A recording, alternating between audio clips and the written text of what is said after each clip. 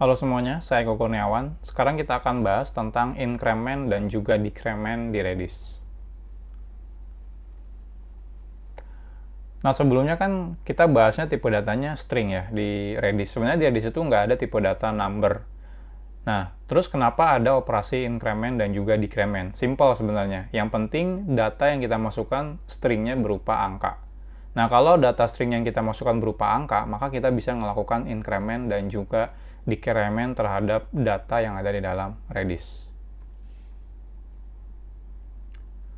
Mungkin teman-teman udah ngerti dari istilahnya ya, increment dan decrement, kenaikan dan juga keturunan, bukan keturunan ya, penurunan data, penurunan angka ya.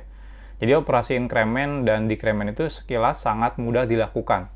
Hanya tinggal mengupdate data yang ada di Redis dengan data yang baru, di mana datanya bisa ditambah 1 kalau misalnya naik atau dikurang 1 kalau turun. Nah, problemnya adalah jika operasinya dilakukan secara paralel, pada kenyataannya kan nanti kalau misalnya, contoh misalnya teman-teman manage stok barang gitu ya, setiap ada orang yang klik beli, itu kan harus turun stoknya. Dari tadinya 10 jadi 9. Itu kan biasanya teman-teman select datanya 10, habis itu dikurangin di programnya jadi 9, terus update ke database jadi 9. Nah, kalau prosesnya cepat sekali, misalnya lagi flash sale gitu ya, itu kan nurunin stoknya banyak tuh. Mungkin pada satu waktu ada ratusan orang yang rebutan barangnya. Nah, itu kalau misalnya melakukan manual, itu bisa sangat tidak aman. Karena bisa jadi kena race condition dan akhirnya nggak konsisten nanti datanya. Jadi kalau terlalu cepat, hal ini bisa kemungkinan terjadi race condition. Nah, untuk kasus seperti ini, Redis sudah memiliki operasi increment dan juga decrement. Jadi kita nggak perlu ngelakuin manual increment atau juga decrement. Cukup pakai function bawaannya si Redis. Cukup panggil increment atau decrement. Kalau pengen naik ya increment, kalau pengen turun ya decrement.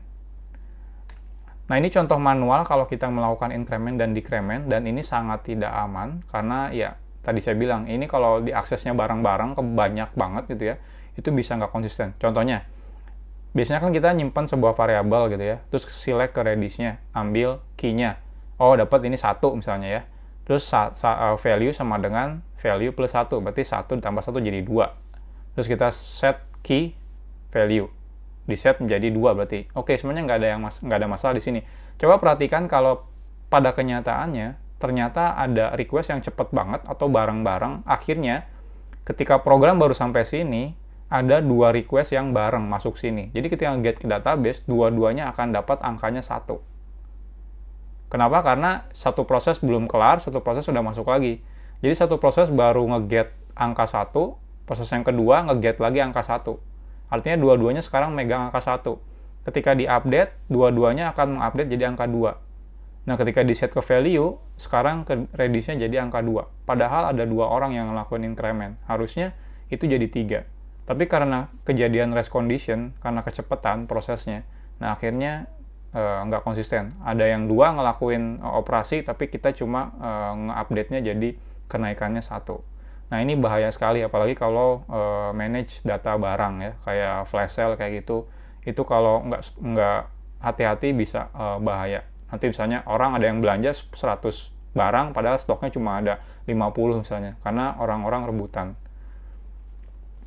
Nah, operasi increment dan decrement di Redis ada beberapa.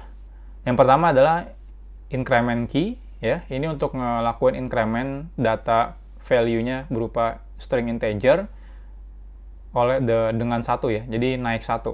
Kalau decrement key dia turun 1. Nah, kalau ini ada increment by key, terus di sini ada value increment-nya.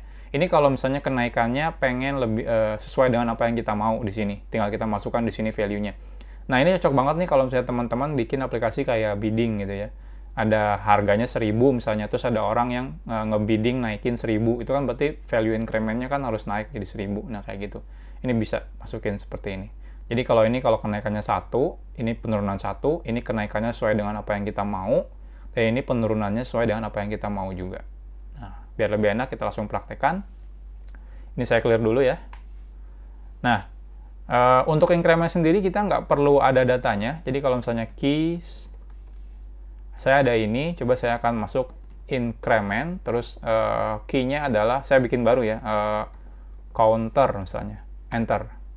Nah, ketika get counter, datanya 1. String 1 ya.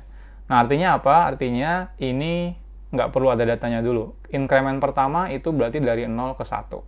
Nah, kalau kita increment lagi, counter, dia nilainya 2, kita get, counter, dia nilainya 2. Kalau kita decrement,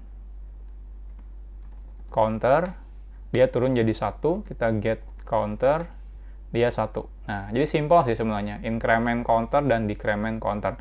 Nah, kalau ini kan contohnya kalau saya get echo berapa ya? Echo 2 ya. Ini kan datanya Kennedy. Kalau saya echo 2, ini error. Jadi si Kennedy itu kan bukan number ya, bukan string number, jadi ini nggak bisa. Jadi teman-teman pastikan data si value-nya harus beneran number. Kalau bukan number, dia nggak bisa ngelakuin increment. Saya clear, saya get counter, datanya 1. Sekarang saya pengen increment by. Increment by berarti saya mau menaikkan data sesuai dengan data increment yang saya mau. Berarti di sini counter, misalnya 10 ya, kenaikan 10. Hasilnya jadi 11. Jadi kalau get counter, hasilnya 11. Begitu juga decrement by, misalnya counter 5, hasilnya jadi 6, get counter, hasilnya 6. Jadi seperti itu. Jadi ini sederhana banget, cuma increment dan decrement, tapi ini fiturnya bermanfaat banget kalau kita mau bikin operasi yang emang ngelakuin kenaikan dan penurunan. Jadi dibanding kita ngelakuin manual di program kita yang bahaya, nanti bisa kena race condition, lebih baik lakukan langsung di Redis.